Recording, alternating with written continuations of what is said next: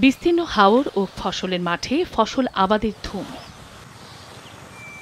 মনু সেচ প্রকল্পের পানি পেয়ে এবার মৌলভীবাজার সদর ও রাজনগর উপজেলার হাওর কাওয়াদিঘি পাড়ে আগেভাগে শুরু হয়েছে বোরো চাষাবাদ। মাঘের কনকনে ঠান্ডাকে উপেক্ষা করে ভোর থেকেই জমি প্রস্তুত ও হালি চারা রোপণ কাজ করছেন কৃষক। একই অবস্থা হাকালুকি সহ জেলার হাইল, কাঞ্জা সহ সবকটি হাওরে। তবে চারা রোপণের পর কোনো কোনো এলাকায় পোকার আক্রমণে কিছুটা শঙ্কিত চাষিরা। অন্য বছর চেয়েও এবার জিওপালা ধানের কিসিম পালা ধানও তো টুক বিভিন্ন জাতের আইয়া কৃষক কিভাবে ঠিকঠাক কিছু রয়েছে 14 জাতের ধান এবং কিছু 92 জাতের ধান রয়েছে। আর আশা করলাম যে আমরা গতবার থেকে এবার একটু ফলন ভালো হইতে, এবার আবহাওয়াটা ভালো আছে।